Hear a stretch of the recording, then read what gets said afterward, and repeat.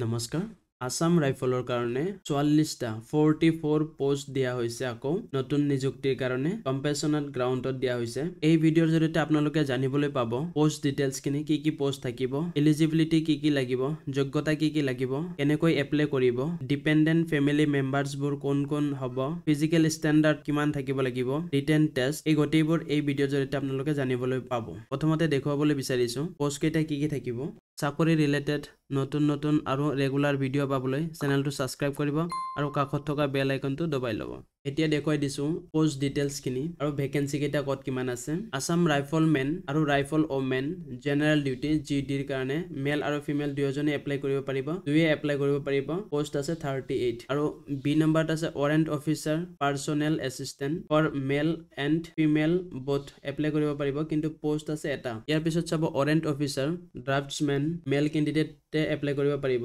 post আছে এটা rifleman lineman field male ক্যান্ডিডেটে এপ্লাই কৰিব পাৰিব আৰু এটা পোষ্ট আছে এনেকৈ সক দিয়া আছে rifleman recovery rifleman plumber rifleman x-ray assistant এনেকৈ দিয়া আছে এটা কৰি পোষ্ট আছে টোটাল আছে 44 পোষ্ট ইয়াত সক এলিজিবিলিটি দিয়া আছে যোগ্যতা কি থাকিব লাগিব যদি এডুকেশনাল কোৱালিফিকেশন ক'ব বিচাৰো তেনেহলে মেট্ৰিক পাস হ'ব লাগিব জিডিৰ কাৰণে আৰু এটা স্পেশাল এলিজিবিলিটি থাকিব লাগিব এটা এনেকুৱা ফ্যামিলিৰ পৰা এপ্লাই কৰিব পাৰিব যিজন ফ্যামিলিৰ আসাম ৰাইফলত মৃত্যু হৈছিলে ইন সাৰ্ভিসত যদি সাৰ্ভিস কৰাৰ সময়ত চাকৰিৰ কালত বা চাকৰি কৰাৰ সময়ত যদি মৃত্যু হৈছে বা চাকৰি কৰাৰ সময়ত যদি কোনো ডিসচাৰ্জ হৈছে অন মেডিকেল গ্ৰাউণ্ডত বা চাকৰি কৰাৰ সময়ত যদি মিসিং হৈছে তেনেহলে হিয়তৰ ফ্যামিলি মেম্বাৰ যিকোনো এটা ফ্যামিলি মেম্বাৰে এই আসাম ৰাইফলৰ কাৰণে 44টা যে পোষ্ট আছে এই পোষ্ট কেটাৰ কাৰণে কিন্তু এই পোষ্টৰ কাৰণে আবেদন কৰিব পাৰিব অন্যথায় কিন্তু আবেদন কৰিব নোৱাৰিব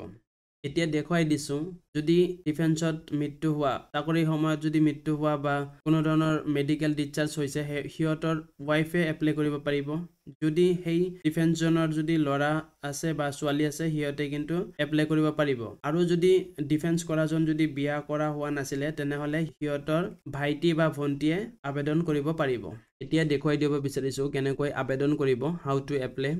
ক্যান্ডিডেট এজনে সাবমিট কৰিব লাগিব অফলাইন এপ্লিকেশন এই ফৰমেট যেটো আছে format attached along with self attested যিমানখিনি আপোনালোকৰ কোৱালিফিকেশন আছে সেই কেইটাৰ সাৰ্টিফিকেট দিব আৰু লগতে তলত এটা নিজৰ সাইন কৰি দিব এটুক self attested বুলি কয় যিমানবোৰ ফৰমেট আছে অফলাইনৰ কাৰণে এই পিডিএফটো যে আছে এই পিডিএফটো তলত দিয়া আছে মই এই পিডিএফটো ভিডিও ডেসক্ৰিপচনত দি দিম তাৰ পৰা আপোনালোকে এই পিডিএফটো ডাউনলোড কৰি ল'ব পাৰিব আৰু তলৰ পিনে চাব পাৰিব কি অফলাইন ফৰমেট আছে এপ্লিকেশন কৰাৰ কাৰণে চাই ল'ব পাৰিব ইয়াৰ পিছত চাব ডমিসাইল সাৰ্টিফিকেট লাগিব ইয়াৰ তলতো কিন্তু সাইন কৰি দিব লাগিব নিজৰ কাষ্ট সাৰ্টিফিকেট লাগিব ডিপ্লোমা টেকনিক্যাল আইটিআই সাৰ্টিফিকেট দিব লাগিব যদি জিডিত এপ্লাই কৰিছে তেনেহলে অকল মেট্ৰিক পাস হলে হ'ব আৰু বাকি যিকিটা পোষ্ট আছে হিয়তৰ কাৰণে বাকি সাৰ্টিফিকেটবোৰ লাগিব আৰু পিপিও পেনশন পেমেন্ট অৰ্ডাৰ বুক যিজন মৃত্যু হৈছে আসাম ৰাইফলত ইয়াৰ কিন্তু পিপিও টো লাগিব পেনশন পেমেন্ট অৰ্ডাৰ বুক যেটো আছে এটো লাগিব জেৰক্স কপি ইনকাম সাৰ্টিফিকেট লাগিব আৰু লাগিব photo ID Aadhaar PAN card ID card driving licence এইবোৰ লাগিব আৰু ইয়াৰ তলত যে এড্ৰেছটো দিয়া আছে এই অফলাইন এপ্লিকেশনটো এইখিনিত সেন্ড কৰিব লাগিব এই এড্ৰেছটোত ভালকে মন কৰিব directorate general Assam rifle recruitment branch Laitkor Shillong Meghalaya এই এড্ৰেছটোত কিন্তু আপোনালোকে ওই অফলাইন এপ্লিকেশনখন পঠাব লাগিব ইয়াত চাওক ফিজিক্যাল ষ্টেণ্ডাৰ্ড খিনি দিয়া আছে general duty categories state region for all categories all over India এটো কিন্তু অল ওভাৰ ইন্ডিয়াৰ কাৰণে পোষ্ট কেটা দিয়া আছে ইয়াত পুৰুষৰ কাৰণে হাইটটো চাওক 170 সেন্টিমিটাৰ আৰু ফিমেলৰ কাৰণে 157 সেন্টিমিটাৰ আৰু চেষ্ট লাগিব নৰ্মাল লাগিব 80 সেন্টিমিটাৰ আৰু এক্সপেন্ডেবল 5 সেন্টিমিটাৰ এটো কিন্তু পুৰুষৰ বাবে অনলি ইয়াত চাওক ৰিলেক্সেশন আছে হাইট টু ৰিলেক্সেশন আছে যদি শিডিউল ট্ৰাইবৰ পৰা বিলং কৰে তেনেহলে হিয়তে 162.5 সেন্টিমিটাৰ হলে আবেদন কৰিব পাৰিব আৰু যদি ফিমেল ক্যান্ডিডেট হয় শিডিউল ট্ৰাইবৰ তেনেহলে 150 সেন্টিমিটাৰ হলে পাব আৰু পুৰুষ ক্যান্ডিডেটে মেল ক্যান্ডিডেটে 76 সেন্টিমিটাৰ চেষ্ট হলে হ'ব আৰু